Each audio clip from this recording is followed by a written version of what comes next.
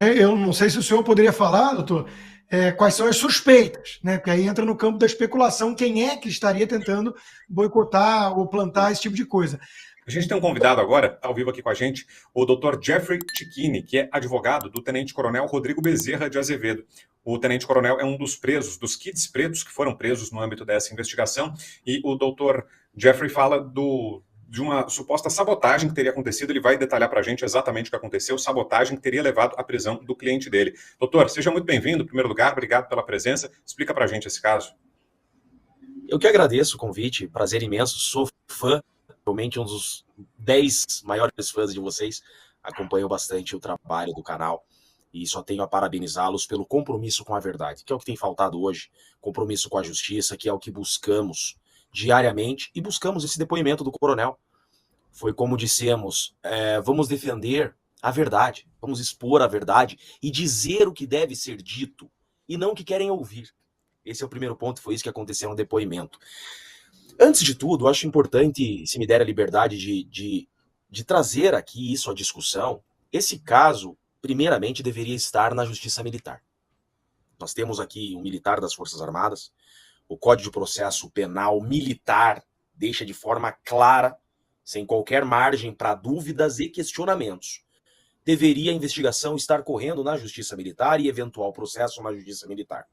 A Justiça Militar é aquilo que a gente chama de justiça especial, prevalece sobre a comum. O caso deveria ser cindido. Os militares na Justiça Militar, por inquérito policial militar, IPM, e os civis na Justiça Comum. Agora, todos em primeiro grau. Nada de STF, porque, como até vocês já estão cansados de repetir, não há ninguém aqui com a famosa prerrogativa de fuga. Mas a questão aqui, e a gente tem colocado isso, o que chega a ser infantil, Constantino, inclusive, é aceitar que ações reiteradas, amadoras, se atribuem a um força especial. Pera lá. Quem é um força especial? O meu cliente, que é um coronel, um tenente-coronel, ele não é qualquer pessoa, não. Ele não é um tenente-coronel qualquer, não. Ele foi pinçado. Ele é um cara na linha de sucessão a ser um comandante das forças especiais e até brigar para ser um comandante do exército. Então ele foi pinçado para quê? Ele era o nome perfeito a incluir as forças especiais nessa narrativa de golpe. Usa-se o tenente-coronel porque precisa se descredibilizar a maior força do exército. Se eu quero criminalizar o exército, que essa é a verdade, se eu quero descredibilizar o exército, eu tenho que começar por quem? Pelas forças especiais. É técnica de guerrilha. Eu ataco o lado mais forte. Por isso eles precisam incluir as forças especiais aqui. E como tentar o fazer? Aqui a sua pergunta, e agora a resposta, é que não fecha a conta. Como tentar o fazer é que fica muito claro terem utilizado aqui técnicas de guerrilha. E aí a investigação vai ter muito trabalho para apurar o tamanho que está essa conspiração e essa armação contra o exército brasileiro. Ultrapassou toda a normalidade o que nós estamos expondo. O senhor quer que eu explique a linha do que nós estamos... Isso, como foi essa sabotagem que o senhor afirma? Acontece assim, dia onde tudo começa, tentando incluir as forças especiais. Tá? 8 de dezembro de 2022 é a data. 8 de dezembro de 22, tem uma parte da investigação que fala que esse celular e o número foram ativados em Brasília. Há uma outra parte da investigação que fala que esse número e esse aparelho celular foram ativados em Minas Gerais, no interior de Minas Gerais. O coronel Azevedo, que estão tentando atribuir a ele o codinome Brasil, estava em Goiânia no dia 8. Ou seja, tá claro que não foi ele que ativou e não era dele o celular. Esse celular e esse número que são usados pelo codinome Brasil. Do dia 8 ao dia 15, esse celular tem algumas conexões em Brasília. E o coronel Azevedo não vai a Brasília em dezembro. Não tem ele em Brasília. E aí, então, o dia tão falado, que é o dia 15 de dezembro, que esse codinome Brasil estaria, em tese, rodeando aquela residência. Dia 15 de dezembro era o aniversário do Tenente Coronel Azevedo. Simplesmente o aniversário dele, onde ele jantava em Goiânia com a sua família. Então, até aqui, nós temos uma certeza, e não há como ter dúvida disso. Esse celular não se atribui ao Coronel Azevedo. Acontece que esse celular perde o sinal nos próximos dias, e no dia 24, o coronel está trocando de setor. Fim do ano em quartel é muita formatura, baixa a circulação de pessoas em determinados setores, gente saindo de férias, remoção, militar tem muita remoção de estado.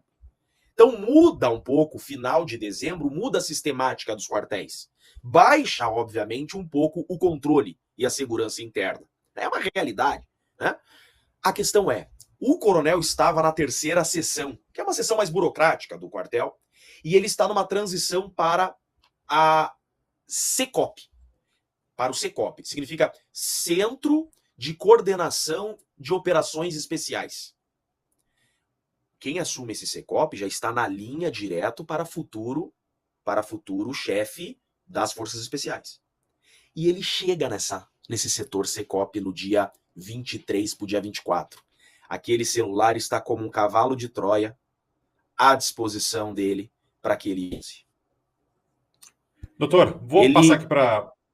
Se o senhor me permite, vou abrir aqui para as perguntas dos colegas, para que todo mundo possa perguntar também. Vou pedir uma gentileza que o senhor esteja um pouquinho mais breve na sustentação, na resposta, para dar tempo de todo mundo fazer os questionamentos. Começa com você, Fabi.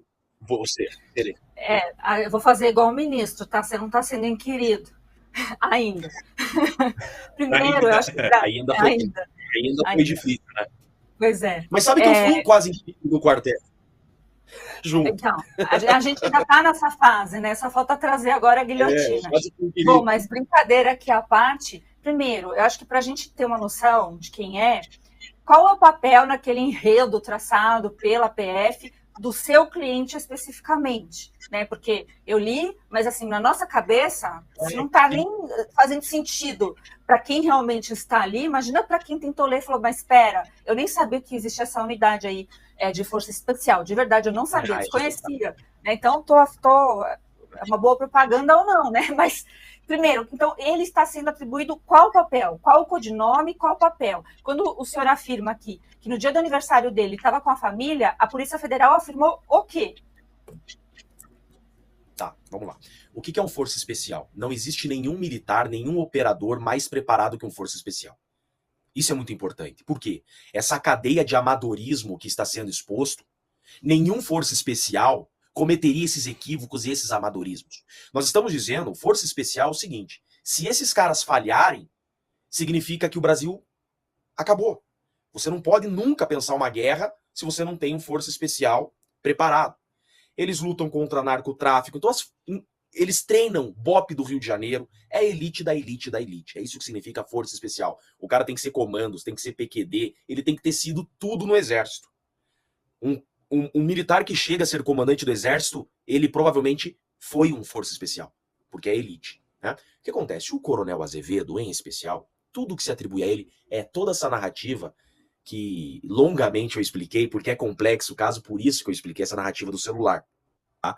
Porque existe um celular onde estão dizendo na investigação que esse celular era o cabeça da operação, que era o Code Brasil.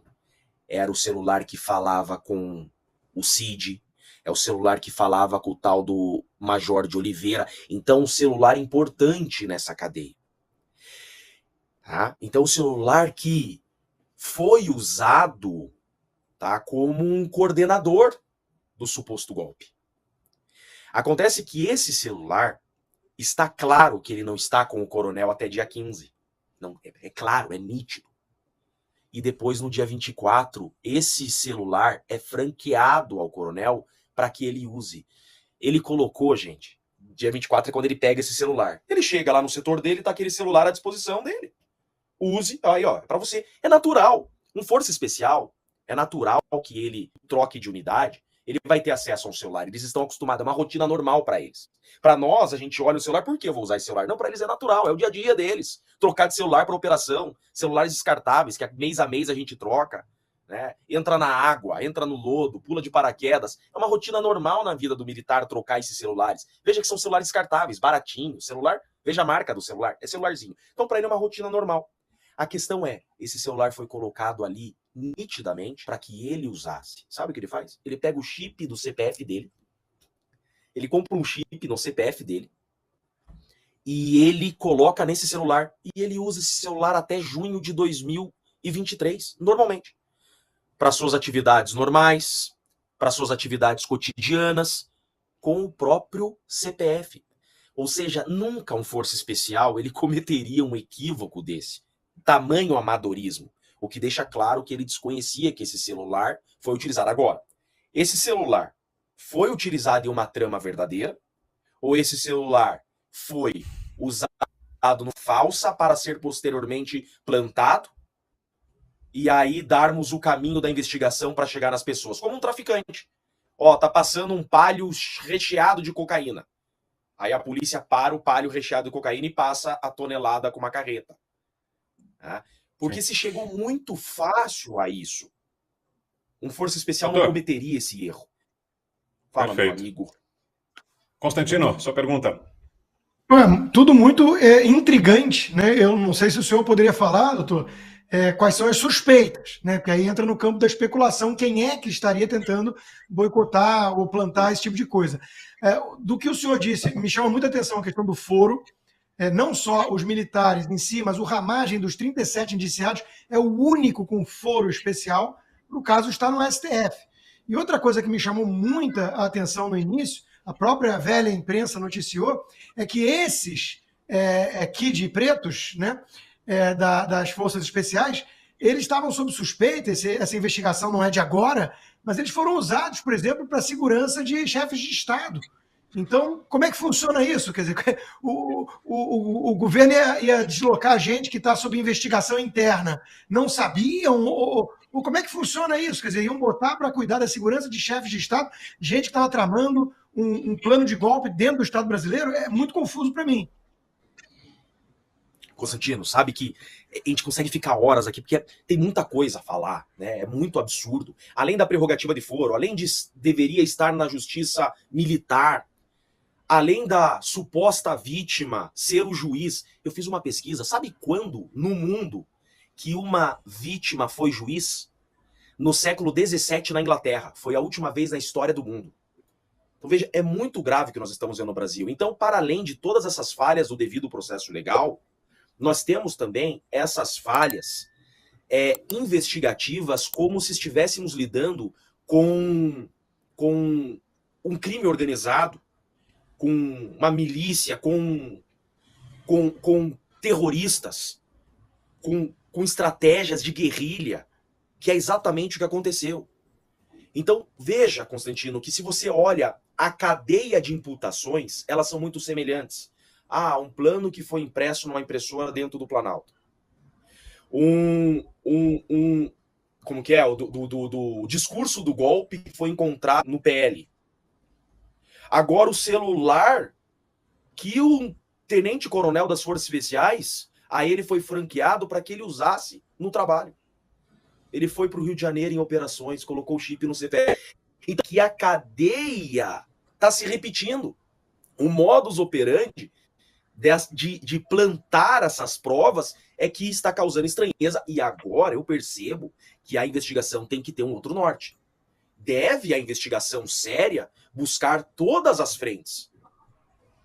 Agora eles têm que investigar. Pera lá, será que não tem alguém plantando? E daí a tua pergunta, quem estaria plantando? Quem não gosta das Forças Armadas. A quem interessa a narrativa de golpe. Com toda certeza. É a essas pessoas que importam. Para mim tá bem claro que querem descredibilizar as Forças Armadas. Tá muito claro. E para isso eu preciso cobrar pelas Forças Especiais. Se você olha os países vizinhos que sofrem o que nós tememos sofrer, já descredibilizaram suas Forças Armadas em algum momento.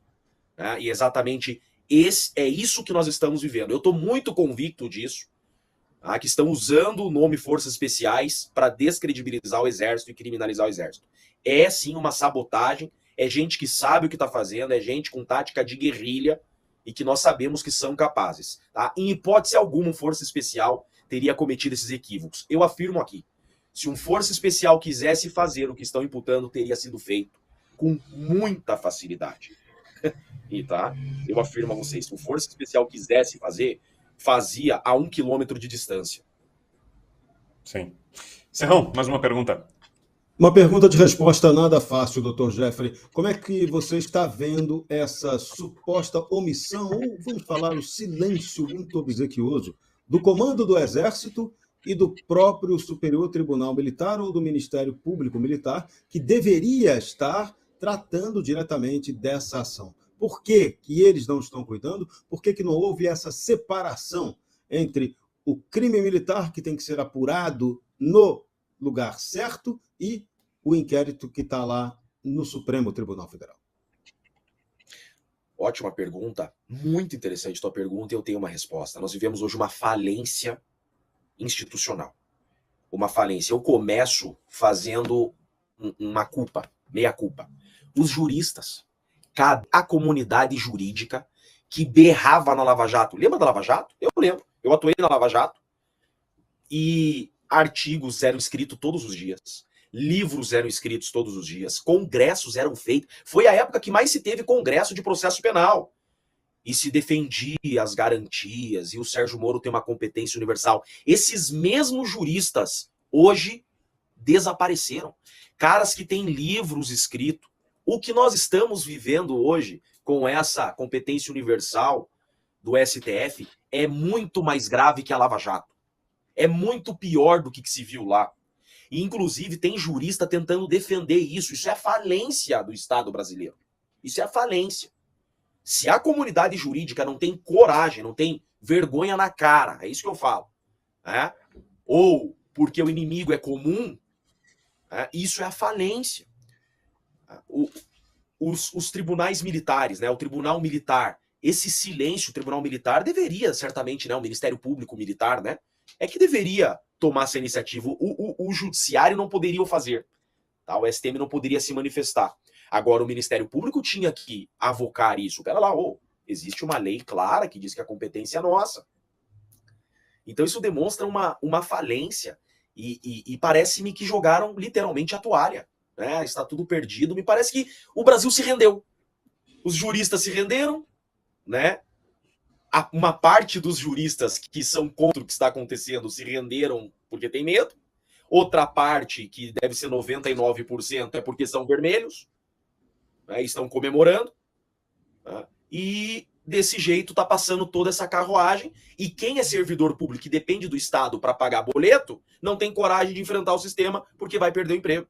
Então, estamos acabados. Comunidade jurídica é vermelha, servidores públicos têm medo de perder o emprego. Então, algo que seja feito. Assista também o Braddock Show ao vivo. Doutor, quero agradecê-lo muito, viu, mais uma vez, pela presença aqui, por esse depoimento, e fica aqui o nosso desejo de um bom trabalho, boa sorte por aí. Obrigado pela entrevista. Eu que agradeço, estamos sempre à disposição e não vamos deixar de lutar pela justiça, vamos continuar lutando para provar tudo isso que afirmamos aqui. Vou voltar aqui com os parceiros, Rodrigo Constantino, a Fabiana Barroso e o Jorge Serrão. Tivemos uma entrevista importante, hein? O Dr. Jeffrey falando sobre esse caso intrigante, vou roubar o adjetivo que usou o Constantino. Tem considerações sobre essas informações todas que trouxe o Dr. Jeffrey para a gente? Meus amigos, começa contigo, Constantino, por favor. Eu achei muitíssimo interessante o que ele disse, né? E merece muito mais investigação. Realmente, Brown, se a gente parar para pensar, a reação de muita gente nas redes sociais, até bolsonaristas, né? Uma forma de debochar do indiciamento de 37 pessoas, incluindo o padre, o Paulo Figueiredo aqui de Miami, responsável pela logística, né? Um negócio tão estapafúrdio, e essa coisa de que faltou golpe porque não tinha táxi. Então, a reação natural foi debochar de tudo isso, inclusive das forças especiais militares, né? O Brasil realmente não consegue nem dar um golpe, né? Imagina se os forças especiais forem tão incompetentes assim. Ele traz uma alternativa, uma explicação diferente para o que estaria acontecendo. E é um negócio muito mais elaborado, uma trama muito mais refinada, né, de que a coisa foi feita para parecer isso. Que há ali um boicote deliberado de gente que, enfim, há algum tempo vem tentando sucatear as Forças Armadas, demonizá-las e por aí vai. Eu conheço gente, o nosso querido Coronel Gerson também, que volta e meia está aqui no Braddock, é um dos que levantam essa narrativa, né, de que essa reação do lado da direita para com os militares, que os colocaram como traidores do povo, como incompetentes e tudo mais, isso serve aos interesses de uma esquerda que tem codinome Daniel, treinada em Cuba por Fidel Castro, uma turma que sabe o que está fazendo. Eu não estou querendo fazer ilação e dizer quem é que seria por trás de um negócio desse se aconteceu dessa maneira. O que eu estou dizendo é que isso ganha ares muito mais instigantes do que poderia estar por trás, porque a gente sabe que tem uma turma fazendo de tudo para colocar o Bolsonaro fora da jogada e as Forças Armadas. Porque as Forças Armadas representam, digamos assim, um último obstáculo para a transformação definitiva do Brasil numa Venezuela. Então, achei no mínimo, instigante e carece de muito mais investigação e explicações. Diga, Fabi. Para mim ficou mais obtuso ainda, não por culpa, obviamente, do advogado, mas da situação. Assim, realmente, né, essas 37 pessoas terão, espero eu, a sua defesa, o devido processo legal, e é para isso que serve, para a gente, nós também, né, tomarmos conhecimento das versões dos fatos, porque sempre existe duas versões até que seja estabelecida a verdade, que é sempre única. Isso não quer dizer que a justiça consiga isso, mas né, ele mostrando isso, mostrou realmente bastante precário. Eu já achava isso em relação ao presidente Bolsonaro, porque quando eu leio o relatório, eu vou ler sempre também com essa ótica também do padre, né, que realmente é mais fácil, porque eu, Fabiana, não conheço o regulamento das forças militares, pouco sei, então eu sei que isso é importante também, mas né, realmente ali o que se narra é a ação de um monte de pateta, de verdade, um monte de pateta que pela sua patetice não conseguiriam fazer aquilo que foi descrito. Então, a conclusão óbvia realmente é falar, meu Deus do céu, se esse é um grupo de forças especiais, é melhor não ter. Então, se era essa a intenção, nesse primeiro momento, desse relatório da PF, conseguiu, porque eu realmente também pensei isso. Agora, ouvindo o advogado, já começa a levantar outras dúvidas que nem sequer eu tinha, né? Porque eu vi ali a foto de como eles pegaram o celular, mas a questão do celular e dos codinomes lembra demais, gente, mas muito, a série da Netflix lá, gente, aquela espanhola. Vai, Vitor, me ajuda. Qual? Não identifiquei ainda. Que fala Bela Tchau, Bela Tchau. Bela Tchau, gente. Como que é o nome do... Casa de Papel. Casa de Papel, obrigada. É muito, usa até esses codinomes. Então, eu fico pensando que quem elaborou esse relatório aí da PF, com todo o respeito que eu tenho pelos agentes da PF, se não está havendo muita ficção, né? Não sei, está muito estranho e ligar fatos, pessoas, e não fazer aquela lógica ridícula, né? Que tipo assim, fulano está ali, logo ele não podia estar aqui, isso não serve no direito, né? Essas provas, elas não têm substância para poder garantir uma ação deste modo. E tem uma forma deles melhorarem. Eles poderiam fazer uma entrevista coletiva explicando. Não era tão zoado lá quando o Deltan fazia isso, quando tinha a tal da Orcrim, mas o que eles estão denunciando é tão grave quanto, né? Assim, supostamente, né? Pela ideia deles. Então, merecia essa coletiva para ter essas perguntas e ter essas respostas e para a gente poder pensar um pouco melhor. Tá muito nebuloso isso aí. Não sei se vocês ficaram com mais dúvidas ou mais certezas. Eu fiquei com mais dúvidas, tá? O negócio é bem estranho mesmo. Você, Serrão?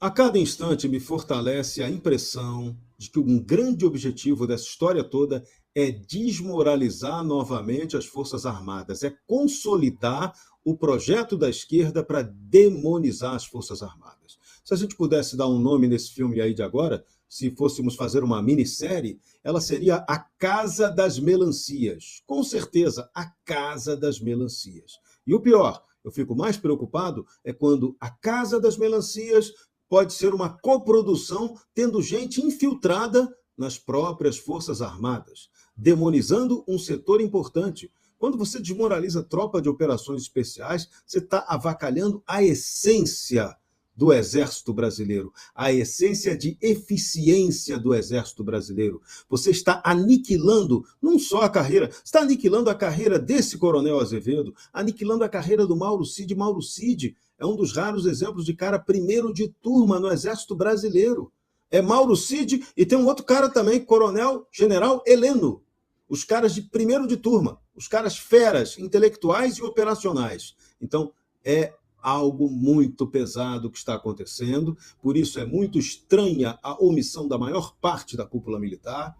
Muito nos quartéis, as pessoas, os militares, patente coronel para baixo, está revoltadíssima com tudo isso que está acontecendo, que é uma desmoralização do Exército. E veja, acontece no momento em que o governo mexe com a pensão deles, com a previdência deles, né, com a aposentadoria deles. O corte de gastos ocorre exatamente nessa área das forças especiais, que seria uma área sintonia fina do Exército. Então, não tem coincidência nessa história. O nome do filme é Casa das Melancias. É lamentável que tudo isso esteja acontecendo. Assista também o Bradock Show ao vivo.